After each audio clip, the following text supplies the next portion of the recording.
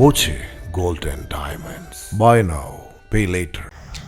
ബലാത്സംഗ കേസിൽ Rahul Mamkootathil MLA അറസ്റ്റിന് നീക്കവുമായി police. മുൻകൂർ ജാമ്യാപേക്ഷ തടസ്സമാകില്ലെന്ന നിയമോപദേശം ലഭിച്ചതിന്റെ അടിസ്ഥാനത്തിലാണ് നീക്കം. നിരീക്ഷണം ശക്തമാക്കാൻ പാലക്കാട്, കൊച്ചി, തിരുവനന്തപുരം സ്റ്റേഷനുകൾക്ക് നിർദ്ദേശം നൽകി. മുൻകൂർ ജാമ്യാപേക്ഷയ്ക്ക് തടസ്സമാകുമെന്നതിനാൽ കേരളത്തിന് പുറത്തേക്ക് രാഹുൽ മാങ്കൂട്ടത്തിൽ പോകാൻ സാധ്യതയില്ലെന്നാണ് വിലയിരുത്തൽ.